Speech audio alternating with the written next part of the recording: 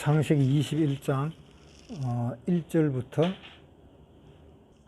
여호와께서 그 말씀대로 사라를 권고하셨고 여호와께서 그 말씀대로 사라에게 행하셨으므로 사라가 잉태하고 하나님의 말씀하신 기한에 미쳐 늙은 아브라함에게 아들을 낳으니 아브라함이 그 낳은 아들 곧 사라가 자기에게 낳은 아들을 이름하여 이삭이라 하였고 그 아들 이삭이 난 지 8일 만에 그가 하나님의 명대로 할례를 행하였더라.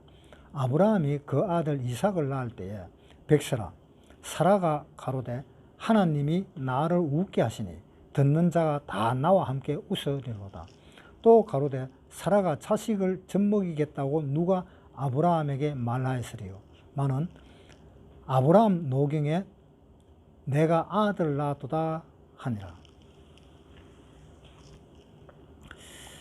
하나님은 제일 처음에 존재하실 때에 어떻게 존재하셨는가 하면 말씀으로 존재하셨습니다. 제일 처음에 존재하실 때에. 물론 지금도 말씀으로 존재하시지만 그걸 요한복음 1장에 한번 보겠습니다. 요한복음 1장 1절 태초에 말씀이 계시니라. 이 말씀이 하나님과 함께 계셨으니 이 말씀은 곧 하나님이시니라. 자, 제일 처음에 이 태초가 요한복음 1장 1절에도 태초가 있고 창세기 1장 1절에도 태초가 있습니다. 창세기 1장 1절에 보면 태초에 하나님이 천지를 창조하시니라. 태초가 두 번이나 나타납니다. 창세기 태초는 이 하나님이 계획하신 그 일을 실현을 할 때의 최초고 요한복음의 최초는 하나님이 계실 그 당시의 최초다 이 말입니다. 그러니까 하나님이 태초에 계실 때 하나님은 말씀으로 계셨던 거예요.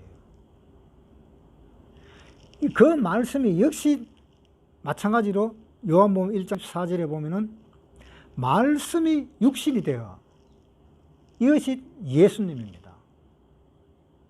그러니까 하나님은 말씀으로 존재하시는 분이에요. 원래는 우리 사람처럼 이렇게 존재하시는 분이 아니에요. 그런데 하나님이 사람을 창조하신 이유가 뭐가 있는가 하면 하나님이 혼자 계시니까 한마디로 이거는 뭔가 좋지 않다라는 것을 하나님은 아신 거예요. 그래서 하나님이 사람을 창조해서 그 다음에 사람을 창조해 갖고 하나님과 사람과 같이 살려니까 그것도 답답한 겁니다.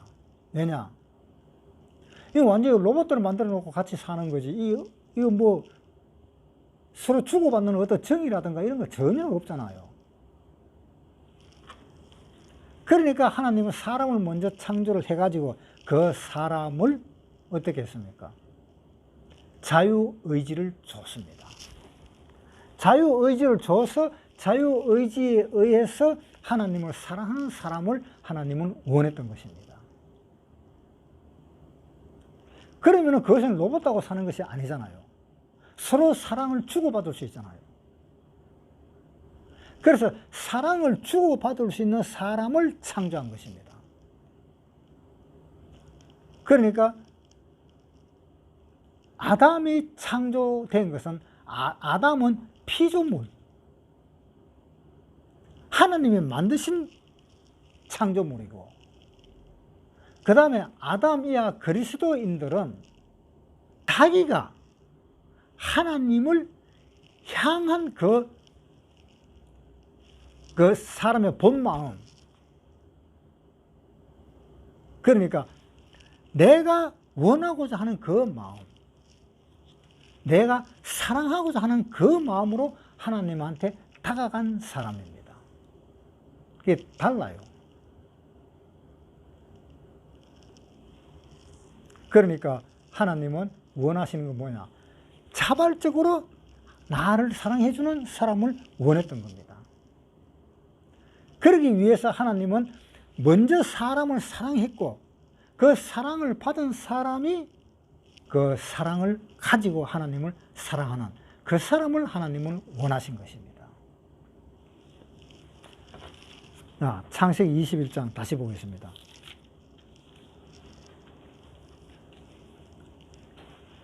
여호와께서 그 말씀대로 사라를 권고하셨고 여호와께서 그 말씀대로 사라에게 명하셨으므로, 자, 그 말씀대로 사라를 권고하셨다.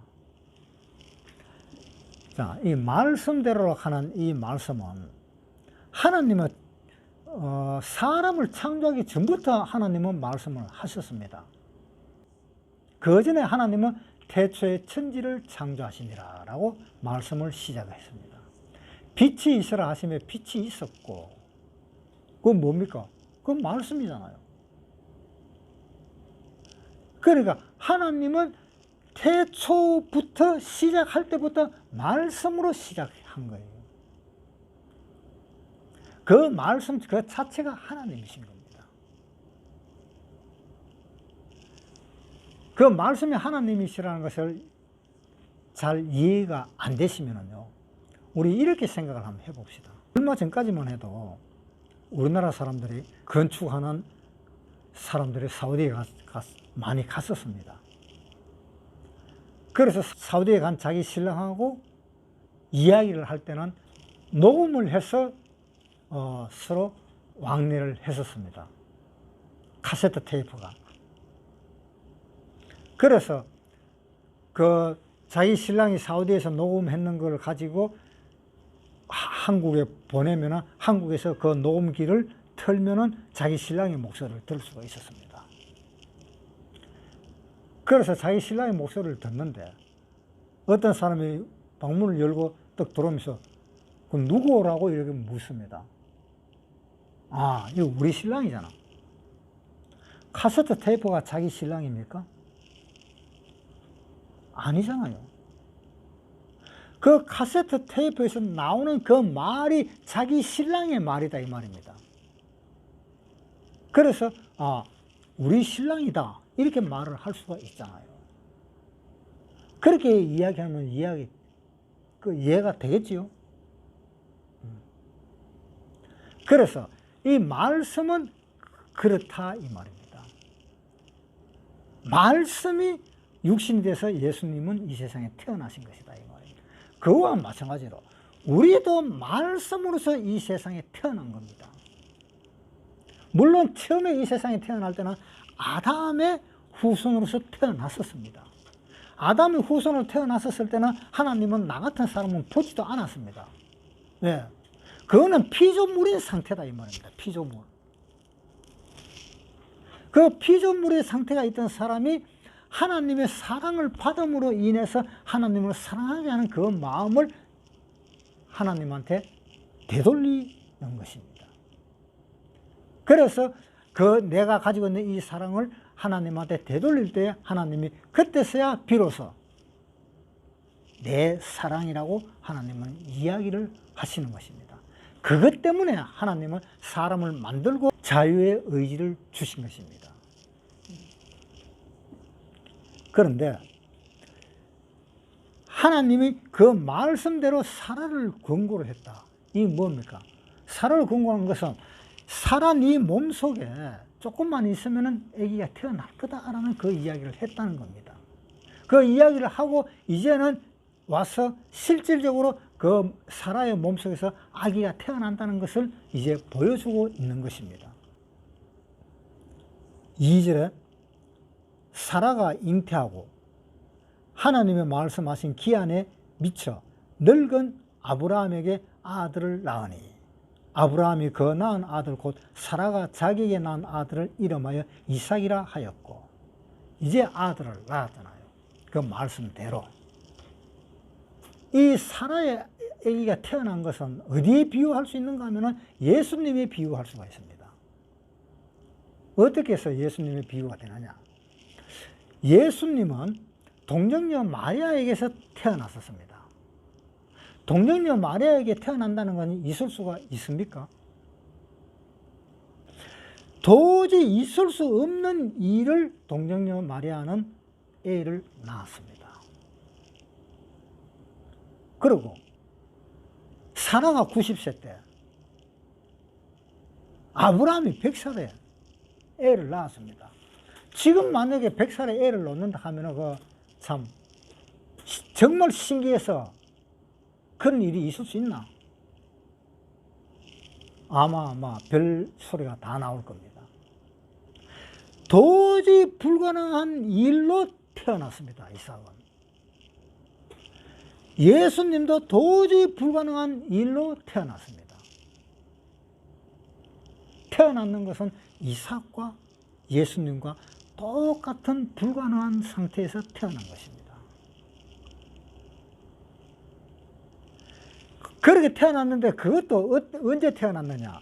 2절에 사라가 잉태하고 하나님의 말씀을 하신 기한에 미쳐 늙은 아브라함에게 아들을 낳으니, 기한에 미쳐 이제 애를 놓을 기한이 다 왔다 이겁니다. 하나님이 봤을 때에 이제는 애를 낳을 기한이 왔다. 그래서 애를 낳았다. 예수님은 어떻게 태어났습니까? 예수님도 이제는 기한이 차서, 이제는 기한이 다 왔다. 그래서 예수님이 태어나신 겁니다. 갈라디아서 4장 4절. 때가 차면 하나님이 그 아들을 보내사 여자에게서 나게 하시고, 율법 아래 나게 하신 것은 율법 아래 있는 자들을 속량하시고 우리로 아들의 명분을 얻게 하려 하심이라. 자, 때가 차면 하나님이 그 아들을 보내사 여자에게서 나게 하시고. 자, 이삭은 어떻게 났어요? 기한에 미쳐. 기한에 미쳐 하는 말이 때가 참에 하는 말하고 똑같은 말이잖아요. 그러니까 이삭은 바로 예수님의 그림자예요. 이삭은.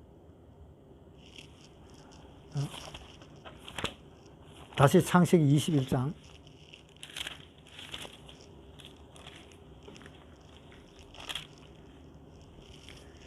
2절에 사라가 잉태하고 하나님의 말씀하신 기한에 미쳐 늙은 아브라함에게 아들을 낳으니, 아브라함이 그 낳은 아들 곧 사라가 자기에게 낳은 아들을 이름하여 이삭이라 하였고, 그 아들 이삭이 난 지 8일 만에 그가 하나님의 명대로 할 일을 행하였더라. 아브라함이 그 아들 이삭을 낳을 때에 100세라. 사라가 가로되 하나님이 나로 웃게 하시는 듣는 자가 다 나와 함께 웃으리로다. 또 가로되 사라가 자식을 젖먹이겠다고 누가 아브라함에게 말하였으리요. 마는 아브라함 노경에 내가 아들을 낳았도다 하니라. 결국은 이 애를 낳을 수 없는 상황에서 애를 낳았다. 자, 그 애를 낳은 것은 결국 뭐냐? 하나님의 말씀대로 애를 낳은 겁니다. 그렇잖아요. 자, 봅시다. 창세기 18장 9절부터 읽겠습니다. 18장 9절. 그들이 아브라함이 이르매 내 아내 사라가 어디 있느냐? 대답하되 장막에 있나이다. 그가 가라사대 기한이 이를 때에 내가 정녕 내게로 돌아오리니 내 아내 사라에게 아들이 있으리라 하시니 사라가 그 뒤 장막문에서 들었더라. 자, 네 아내 사라가 기한이 차면은 애를 낳게 될 거다 라고 이야기를 했잖아요. 이 이야기한 이 말씀이 이루어진 거잖아요. 하나님의 말씀대로 가고 있는데 아브라함은 어떤 상황으로 되어 가고 있는가 하면, 아브라함은 처음에 믿음이 옳지 못했었습니다. 믿음이 좋지를 않았습니다. 자, 애굽으로 내려갈 때에 다 지가 죽을까 봐 싶어서 자기 아내를 갖다가 내 마누라 소리라 안 하고 내 누이 동생이다 익하고, 또 아비멜렉한테 내려갔을 때도 똑같은 말을 갖다 또 했는 거예요. 그것이 믿음이 온전하다고 말을 할 수 있겠느냐 이 말입니다. 믿음이 온전치를 못했어요. 하나님도 그것을 다 알았습니다. 그러나 하나님은 참았습니다. 처음으로 하나님을 믿는 사람이라서 참았는지 어떤지는 모르겠지만 하나님은 참았습니다. 그렇게 해서 아브라함의 믿음은 아주 약한 것으로부터 시작해서 이삭을 낳을 때에는 믿음이 어느 정도 좀 공고했었다라고 이야기를 하고 있습니다. 여기 우리가 이 성경 구절을 봐서는 아브라함의 믿음이 뭐가 그렇게 좋아졌는가라는 것을 알 수가 없습니다. 어느 성경 구절을 봐도 여기서는 알 수가 없습니다. 그런데 로마서에 보면 이 말씀이 나옵니다. 로마서 4장 19절.